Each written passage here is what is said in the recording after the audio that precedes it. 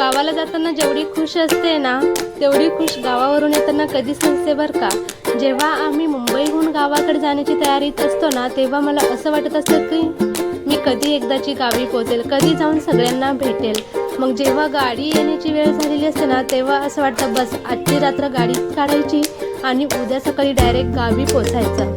पण तो गाडीमध्ये बसल्याच्या नंतरही टाइमपास लवकर होत नसतं बरं का, कारण मन सगळं गावी गेलेलं असतं। मग गावी गेल्यावर एकत्र बसून सर्व कामं करणं, गप्पा गोष्टी करणं, एकमेकांसंग हसून खेळून राहणं, ती मजाच काही वेगळी असते।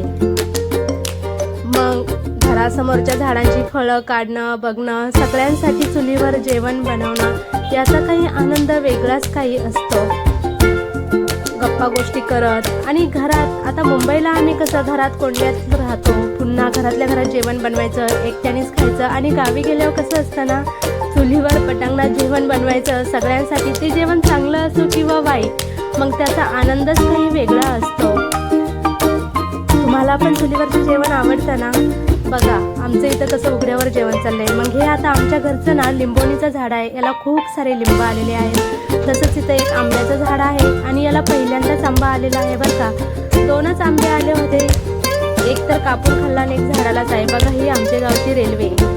आम्ही आता गावाकडून घराकडे चाललो होतो म्हणून इथे एक फाटक पडलेलं होतं आणि तिथून अशी ही रेल्वे गाडी जात होती। हे बघण्यास एवढं छान वाटत होतं ना। इकडे बघतो तर घरी बहिणीच्या साबुदाण्याचे पापड चालू होते, म्हणजेच उपवासाचे पापड करायचे काम चालू होतं। पण ऊन एवढं होतं ना तिला मदत काही करायला झाली नाही।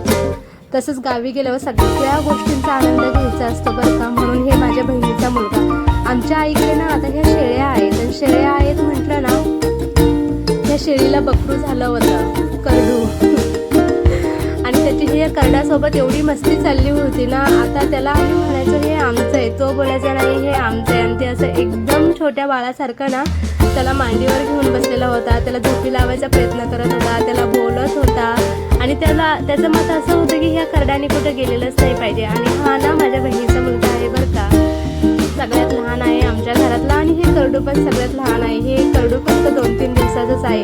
मग ती गावची काही मजाच वेगळी, प्रत्येक गोष्ट बघण्यात ना आनंद काही वेगळाच आहे। आता ह्या गावी राहणाऱ्यांना ना हे सगळ्या गोष्टी नॉर्मल वाटतात, काहीच नाही वाटत, हे तर याच्यात काय बघायचं आहे। पण मी मुंबईतून जेव्हा वर्षातून एकदा गावी जाते ना तर ह्या सगळ्या गोष्टी बघण्यात मला एवढा आनंद वाटतो ना, कारण मी ह्या सगळ्या गोष्टी लग्नाच्या आधीनं खूप चांगल्या स्वीकारल्या होत्या, खूप चांगल्या बघितल्या होत्या।